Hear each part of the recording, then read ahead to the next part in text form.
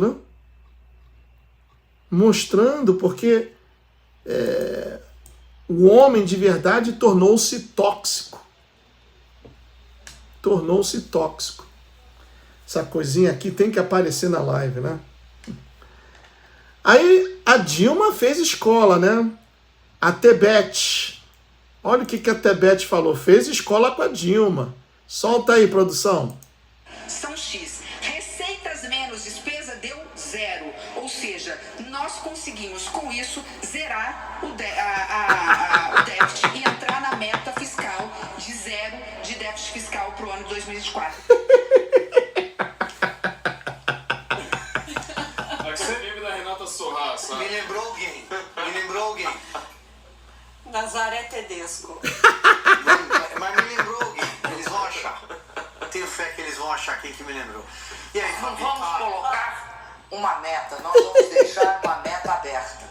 Quando a gente atingir a meta, nós dobramos a meta. Quando a gente atingir a meta, nós dobramos a meta. Ai, que saudade da Dilma. Mentira. E aí, Fabi? Tem uma coisa em comum aí que eu vi das duas. Vocês perceberam que elas olham aquele vazio que atravessa pro nada?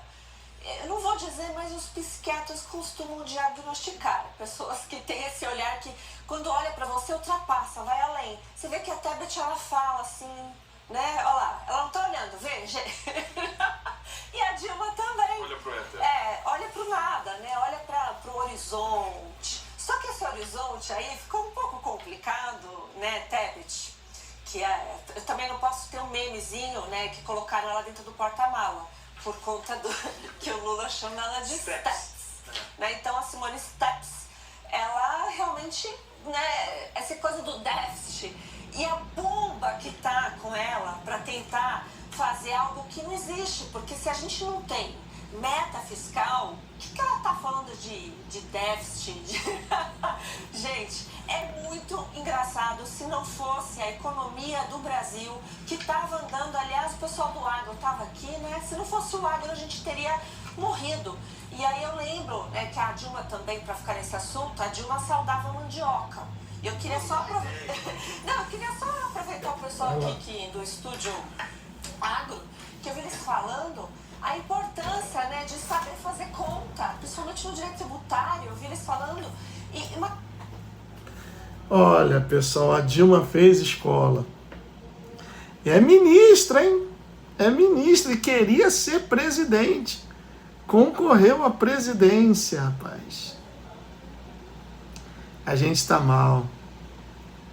A gente está muito mal. Olha, tem mais outra aqui. Ó. Eu separei um montão de coisa do Brasil.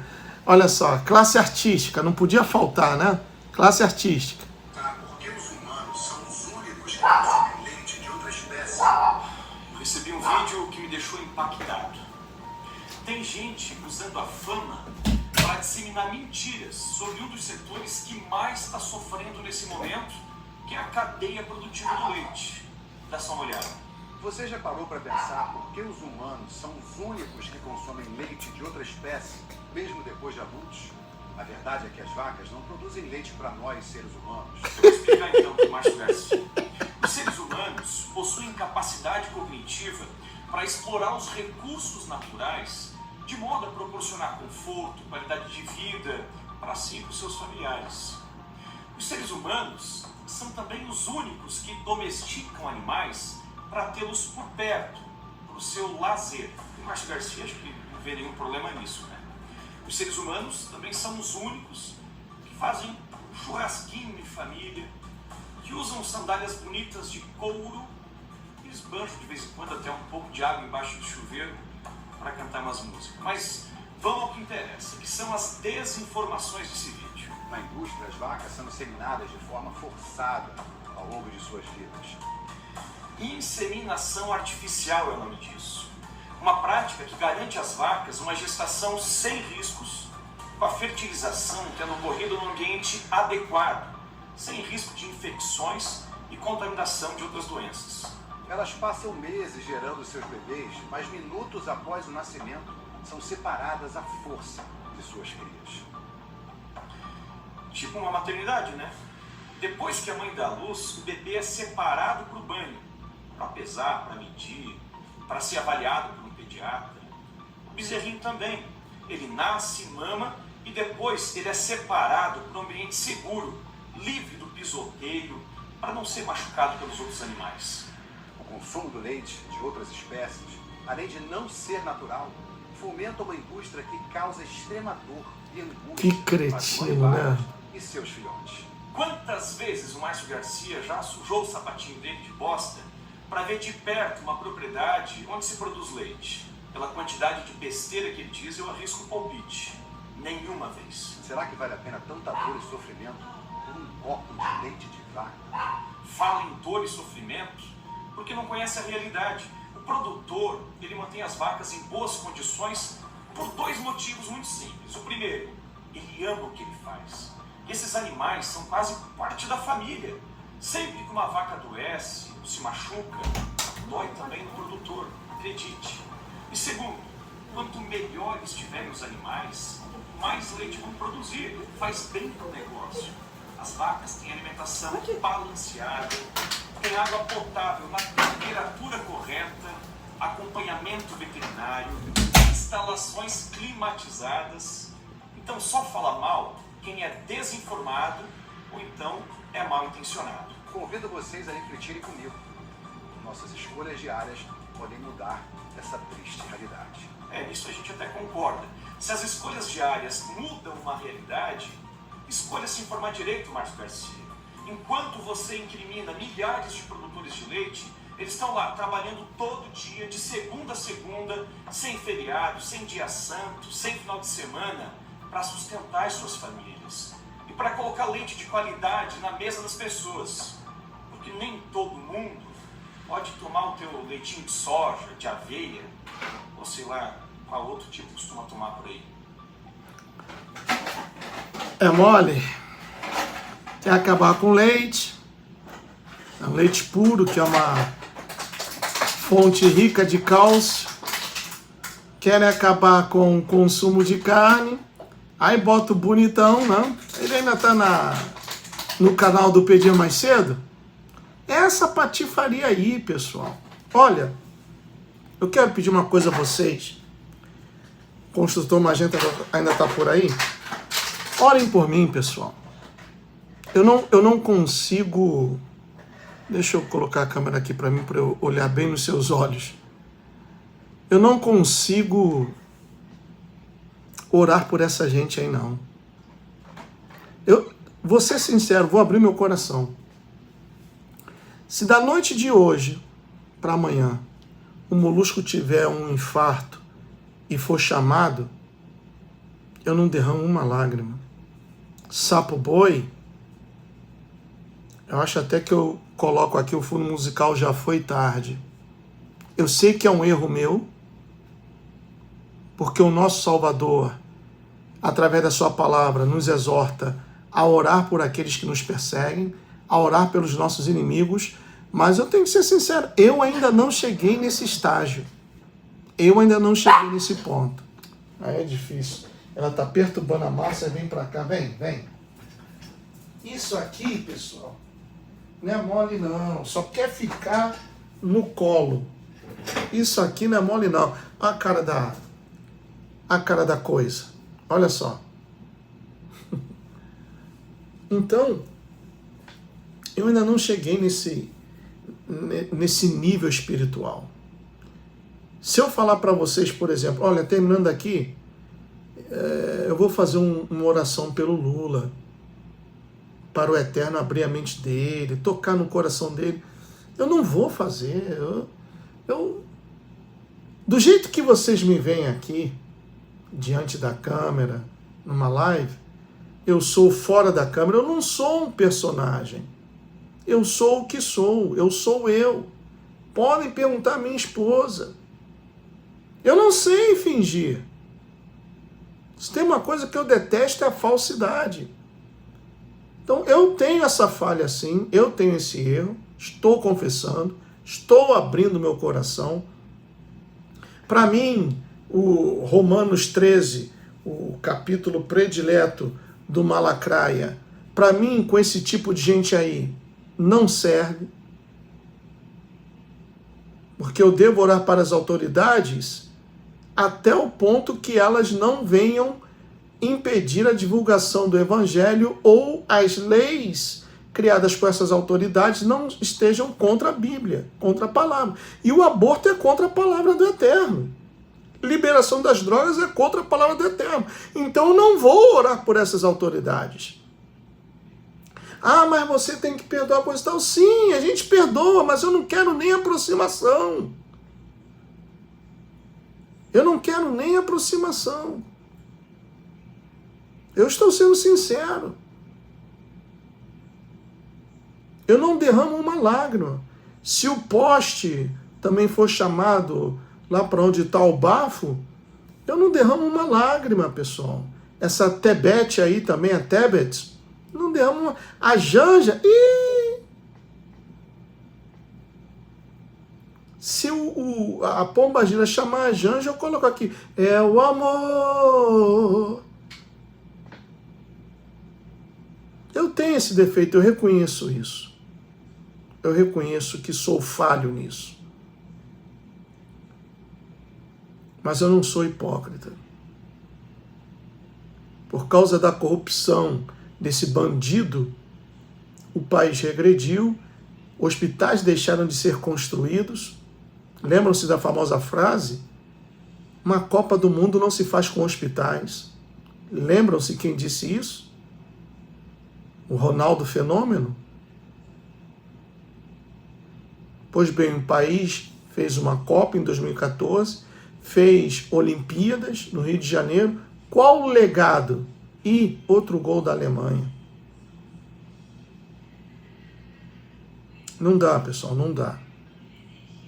Eu não consigo, eu não sou falso. Eu não sou falso. Hoje, dia 6 de setembro, não oro e não vou orar pelas autoridades aí do Brasil ou daqui dos Estados Unidos. Porque esse pessoal sabe o que está fazendo. Não existem inocentes nessa história, meus irmãos. Ou vocês não sabem o que o Toffoli está fazendo. Quem colocou o Toffoli lá? Fez 2 vezes concurso para juiz e foi reprovado. Vocês não acham que o Boca de Hipopótamo não sabe o que faz?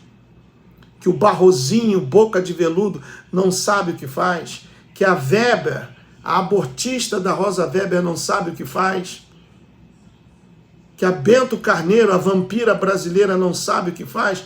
Claro que sabe. O terrivelmente evangélico, o maçom, e o outro também, o Cássio Nunes, outro maçom, não sabem o que estão fazendo. O Xandão, o cabeça de obelisco, todos eles sabem o que estão fazendo, porque eles estão ali para obedecer uma agenda.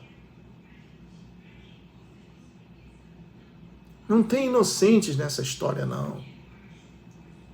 Pelo contrário, todos estão comprometidos, terrivelmente comprometidos. Cadê os ungidos que viviam lá em Brasília, puxando o saco do mito? Cadê eles? Estão todos calados. Eu já falei, acontecendo alguma coisa com eles aí no Brasil, a maioria deles tem casa aqui na Flórida. O Lamartine Pozella, Malafaia, Macedo, Jabes de Alencar, quem mais?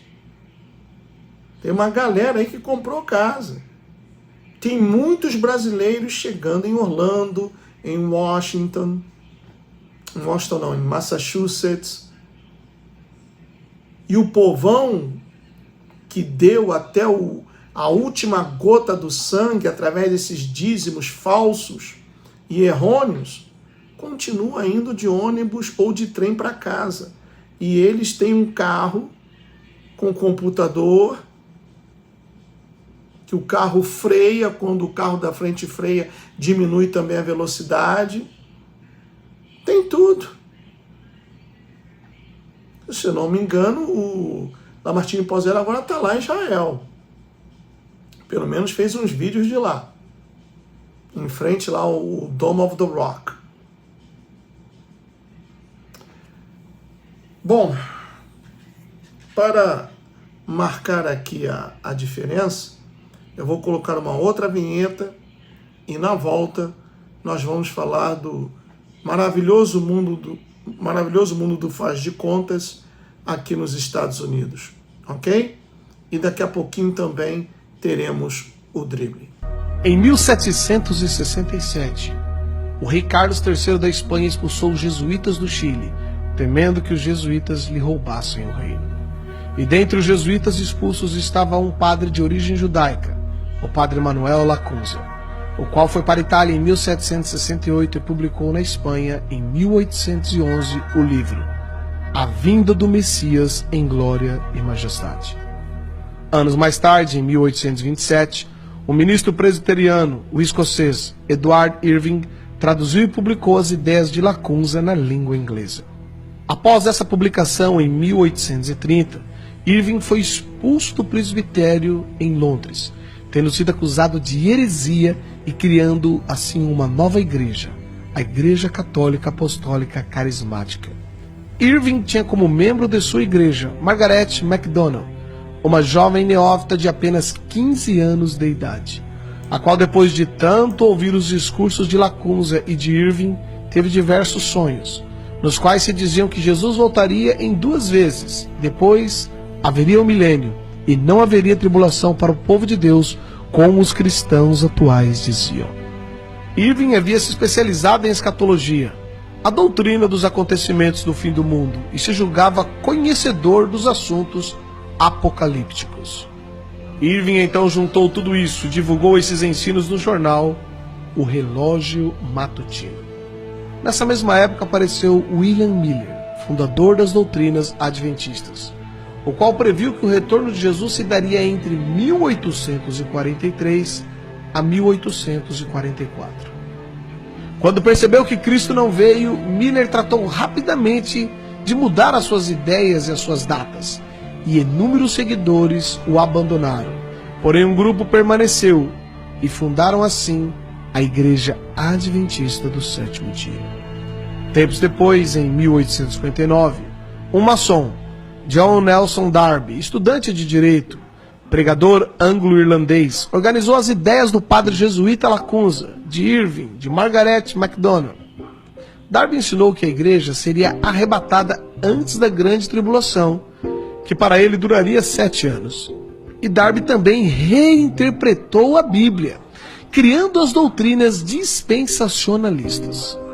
Os ensinos de Darby foram amplamente disseminados ao redor do mundo quando um pseudo-advogado maçom norte-americano chamado Cyril Scofield publicou a Bíblia de Estudo Scofield. Segundo relatos da época, Scofield foi um advogado maçom, acusado de corrupção e que se entregou à bebida e, como consequência, separou-se de sua esposa e de seus filhos, abandonando-os. Tempos depois, se tornou membro da Igreja Congregacional e trabalhou com Moody. Scofield divulgou amplamente o sistema teológico, desde Lacunza até Darby, o qual afirmava que o retorno de Jesus Cristo ocorreria antes da grande tribulação, e, portanto, os cristãos não deveriam preocupar-se tanto assim. Após ter sido ordenado, Scofield casou-se novamente e passou a fazer conferências bíblicas e distribuindo na América cursos bíblicos por correspondência. Scofield imitou Charles Taze Russell, o fundador da seita Testemunhas de Jeová, o qual afirmava que Jesus voltaria de modo invisível em 1874, seguido por um outro retorno em 1914. Em 1909, Scofield publicou a primeira edição da Bíblia que leva o seu nome. Ele foi patrocinado por banqueiros que tiveram interesse de que essa nova doutrina fosse divulgada. Entre eles estava Henry Drummond, um rico banqueiro inglês e envolvido com ocultismo e práticas de hipnose. Foram distribuídas nos Estados Unidos gratuitamente milhares de cópias dessa nova Bíblia de estudo, a Bíblia de Estudo Scofield. A partir dessa nova crença, mudou-se a mentalidade dos cristãos americanos e, em seguida, de todo o mundo. A maior parte dos cristãos passaram a crer que não mais passarão pela grande tribulação.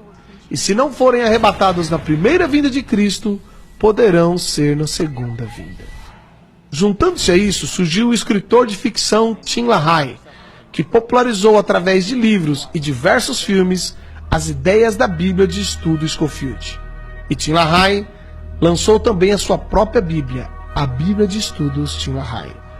Os filmes de Tim LaHaye são ficção, como ele mesmo diz, e mostram as ideias de Lacunza, de Irving, de Miller, de Darby, de Scofield, os quais afirmam que a vinda de Jesus, isto é, o arrebatamento, não será visível, mas será um rapto, uma espécie de sequestro, e que os cristãos que não forem arrebatados poderão ir na segunda vinda ou nos 1000 anos que seguirão.